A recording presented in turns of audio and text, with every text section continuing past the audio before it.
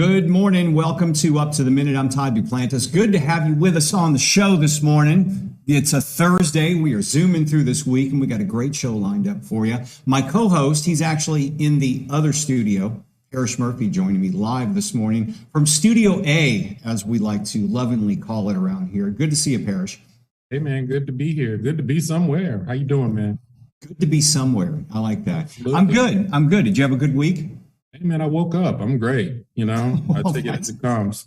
That's optimistic. Hey, man, I try to be consistent. we had a big week, though, this week. Monday was the Astros parade. The Astros won the World Series, for those of you who've been asleep for the last 6 weeks. But the Astros won the World Series. Did you go to the parade? I know you were downtown. I slithered down to the parade because I was the only idiot that came to work, so I decided to walk down, 3 blocks, and it was good. It's great, when the city gets an opportunity to celebrate, and it was wonderful. I'm glad Dusty Baker got the World Series. I hope he gets 2 more. I hope he stays 2 more years and gets 2 more. That'd be great. I think we're all about that because, as we know, the Astros are currently officially a dynasty now. They are. Man, well, they got a good team. He's built. Give Mr. Crane credit. He's built a very wonderful team, and he's built it through the draft. And we got some great young talent. So I look forward to it. Okay, Parrish, we're going to go in a different direction because we've got a couple of special guests this morning. Before we do, I want to remind everybody, thank you, though, for watching us on Facebook Live and YouTube. We're here every morning at 10 a.m. when HCC is in session. But Parrish, they can also catch us on social media and on HCCTV. Absolutely. We're live on the Houston Community College District Facebook page. We're on YouTube. We're on Twitter. We're on LinkedIn. We're also on Instagram, and we're on HCCTV at noon, 5, and 10 p.m. Monday through Friday. Okay, Parrish, stick around. You'll be talking with this next guest. Liara Tamani is an award-winning local author, and she's the guest speaker at Fort Bend's upcoming Libraries Book Fest. And it's good to see you, Liara. Thanks for being here. I think your mic is muted. Thanks for having me. Thanks for joining us. I know it's National Novel Writing Month currently. And so we're going to talk to you about your appearance at Fort Bend Festival and some other things you have going on. Stick around. We'll be with you in about 10 minutes. Looking forward to it. All right, so we're going to kick things off. November is also National Native American Heritage Month, which unfortunately includes some dark U.S. history. We're going to break that down right now. We've got Kristen Shellenberg. She's an HCC Anthropology professor and a member of Cherokee Nation. Kristen, good to have you with us on the show. Thanks for being here. Thank you. It's good to be here.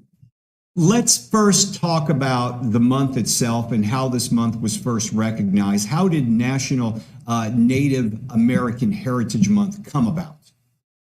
Well, first, I'd like to do a land acknowledgement to the Karankawa tribe, who this is their traditional ancestral land. So I think that's important to honor them and acknowledge them. So in 1990, President George Bush Sr. declared November to be National Native American Heritage Month. And it's really important because the dominant myth in America is that natives don't exist anymore. There's all kinds of stereotypes involved and prejudices, and they just overall don't really exist. But there are really, right now, there are 574 federally recognized tribes as of January 2022.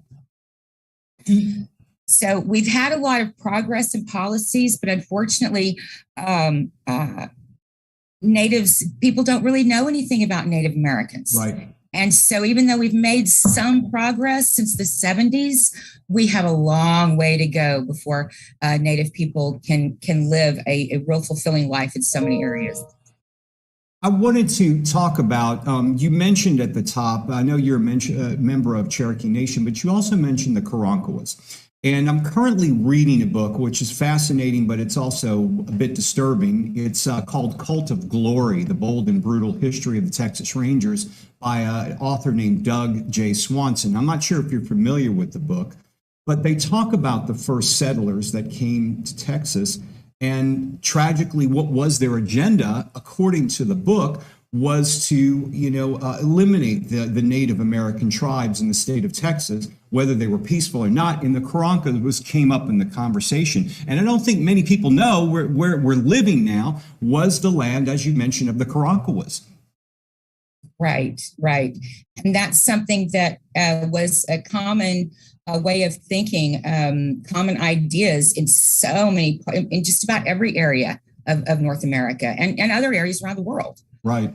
So it's important that we educate and that people understand that natives are still here.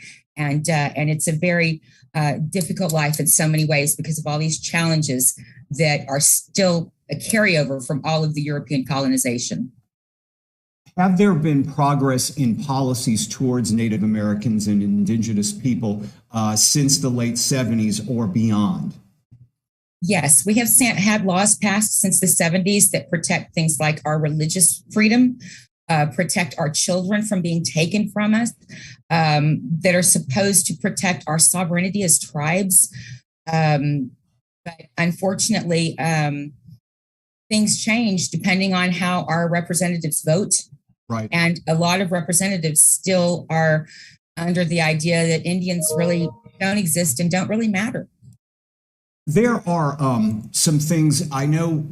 I listen to a podcast that's based on a late night show called Coast to Coast AM, and they've had guests on that show several times talking about what is happening towards the violence towards Indigenous women.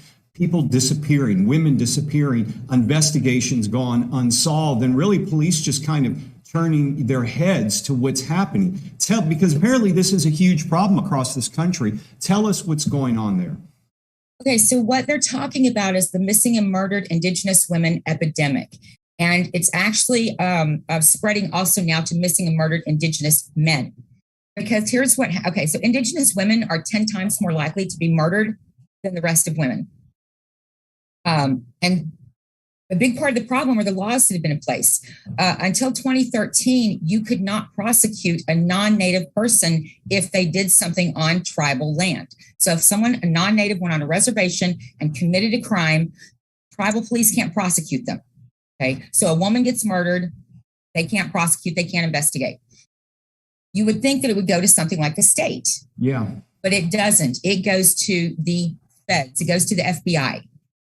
And so, and it's common knowledge, there's work camps all around the native areas a lot of times, and it's common knowledge that you can't prosecute. So it doesn't go to it goes to the FBI, but there's only one FBI agent in Montana who has, I believe, 7 reservations. So that's one FBI agent for the reservations and anything else that happens that falls under federal jurisdiction like that. So the women are falling through the cracks. The men are falling through the cracks. It's an epidemic of murder and rape, sexual abuse. Right. And it's something that, we're really trying to correct by setting a database to where it can, states can talk to each other and different databases can talk to each other. But we have a lot of work to do on that because basically none of them get solved. Right. So it's now an epidemic.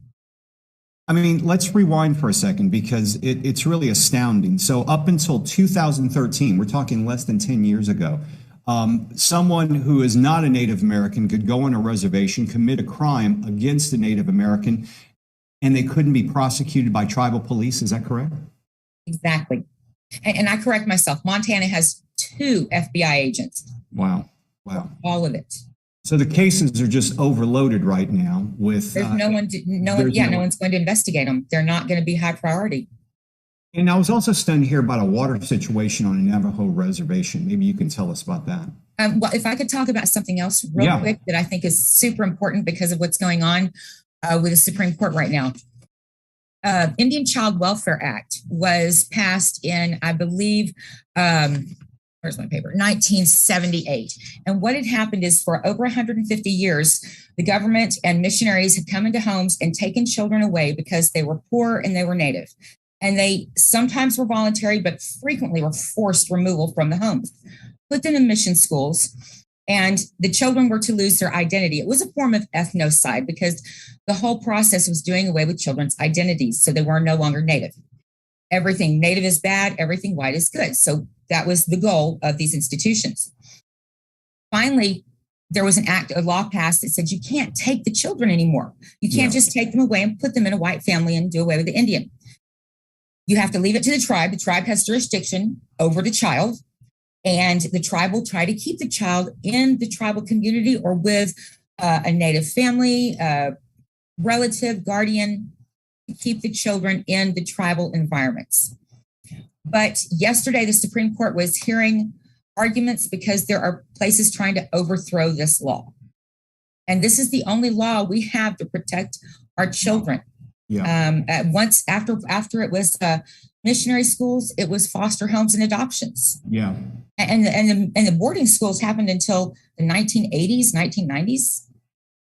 We're talking with Kristen Shellenberg. She's an HCC Anthropology professor and also a member of Cherokee Nation. Kristen, you have an upcoming Traders Village powwow coming up November 12th and 13th. What is that all about, and is everyone invited? Oh, everyone is invited to come out. The Traders Village powwow is the once-a-year powwow. It's annual powwow, social gathering, lots of fun. There's dancing with all the regalia, and the children dancing are just gorgeous. And then they've got vendors everywhere. There'll be like 100 vendors. Great time for shopping. They'll have Indian tacos, and if you've never had an Indian taco, fry bread is so delicious. Oh yeah. So I encourage everyone to come out and enjoy the powwow. It is going to be a blast. Well, we'll put some information on that in our social media post after the show. I know we could talk for a long time. We're running out of time, but Kristen, I want to get you on one of our other shows in the near future to really break down this topic, all right, in a half-hour format. So we appreciate you joining us this morning. Thank you for being here, and we'll talk to you soon, okay? Thank you. Thank you, Kristen. All right, Parrish, I'm going to turn things over to you because it's also National Novel Writing Month, and you've got a special guest. Absolutely. You know, I love it when people from Houston do great things. This young lady's name is Liara Tamani, and she is an award-winning local author and guest speaker at this Saturday's Fort Bend Library's Book Fest. Welcome to the big show, Liara. Thank you. How are you doing today? I am great. How are you? Okay, now this is a National Novel Writing Month. Aspiring writers are encouraged to write a novel in 30 days, right? Yes, people do that. That's pretty quick. That's burning the midnight oil. That is very quick. That has never been close to my process, but people do it and people are successful. And then people get on Twitter and, share their books and people get book deals from it. It's a whole thing. But I take a lot longer to write my books. I would think the creative, but you know what? Sometimes it's a machine gun process. You got it in you and you got to get it out. Exactly. Do you have any words of encouragement for any of the creative writers that are going through this right now? Yeah, I would just say to keep writing. That's the thing with this. I mean, I've never had the experience of trying to write a book in 30 days, but from what I hear, you have to get on that page every day and write. You don't have a lot of time to revise or, be critical of yourself and critical of your writing, which I am very guilty of, which takes me a long time to write books. I'm more of a line by line, and then I go back and edit each line, and then I go back and read what I wrote the previous day, and then I edit it again. But everybody has their different processes too. And so if you are coming to this, nano-month process and you are finding it doesn't suit you, don't feel like a failure either, because everybody's writing process is so completely different. So maybe this is not you, but you can try it out and push and try it for 30 days and write every day and write as much as you can and try not to edit and, see how that works for you and see how far you get with it. You never know. There are lots of possibilities. There are a lot of success stories from this. So, now, you've written 3 books. Now, one is coming out next year, and we're going to talk about that. And the other 2 are either award-winning or they're a finalist for something. Can you tell me about the latter 2 books? Yes, I'll show you. This is I guess it's right here too, but my first book, baby, is Calling My Name. And it takes place in Houston. And It follows the story of a young teenage girl who comes from a very religious family, always in church, Bible study, choir rehearsal, 2 services or 3 services on Sundays, all the time. Meeting. I got you. Which is very much how I grew up. Mm-hmm. But it follows her journey and her path to finding her own sense of spirituality. And not only that, her journey to trusting herself, and trusting her intuition, which I think is really the greatest guide in life, especially for young people, to be able to look inside in themselves and to hear that voice clearly and to have that connection. It takes a certain level of awareness and consciousness, but if we can raise that consciousness and have more teens more connected to their intuition, I think it would be a beautiful thing. So that was Calling My Name. And then my second book, All the Things We Never Knew. This is this one, also in Houston, because I am from Houston. This one follows, it's a love story between 2 teenage basketball players, 2 Houston area basketball players. And the story is written in dual POV. So it goes back and forth between both characters. And it's called All the Things We Never Knew, because although the reader is looking at all the things in the picture between them, they are keeping secrets and they don't know everything that's going on in each of their lives. And so, of course, that causes drama and problems. But it's really about 2 teenagers, in addition to their love story, it's about their personal growth, and it's about healing, which, I'm always trying to put the tidbits in there for the teens, Is that your target audience, the teens? Yeah, all my books, my 4 books with HarperCollins, they're all YA, young adult. So for now, I'm writing young adults. So I've written 3 so far. I'm working on a 4th one, and they're all going to be young adults. And then after that, we'll see. I could write a picture book, or I can write an adult book. I plan to be writing for the rest of my life.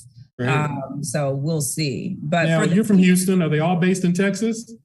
Yes. So the first 2 are based in Texas, and the 3rd one that's coming out, which we'll talk about, which I don't have. The book is not out yet, and even the arc. But here is the cover. The cover is out. What She Missed.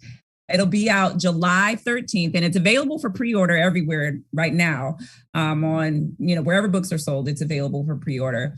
But that takes place. Well, it's an artist whose family, they live in Houston at first, but their mom and dad lose their jobs and they're forced to go to and move to a little small lake town. So it takes place on a small lake town in Texas. The inspiration for it was Canyon Lake. I don't know if you're familiar with Canyon Lake, but it's a magical place to me. It's so, it's beautiful. So she has to go and live out there. She's not too happy about it. So there's a lot of rebellion that takes place in that novel. And also it's a love story with her neighbor out there. It was her grandmother's old house, and she used to spend summers out there. So her best friend growing up, the neighbor next door, they, have a friendship, and it kind of leads to something more. But she's also going through a lot of, rebellious activity, which is not helpful for that relationship and not helpful for her. But at the end of the day, she has to learn how to take responsibility for herself, which is another, the teens, let's take responsibility for ourselves and let's try to create the lives that we want. I want teens to know they have that power. Great. Now, I've noticed a little theme in most of your books. And again, I've just read the titles so far. Why do you create novels that resonate with beauty, love, and freedom? Yeah, I think it's important. It's like you think, oh, beauty, and people think it's like, oh, it's such a frivolous thing. Why do we need to be concerned with beauty? But when you say beauty, I'm not talking about, beauty isn't prettiness. It's not like that superficial, like, oh, look at my face and look at my clothes. We're not talking about that.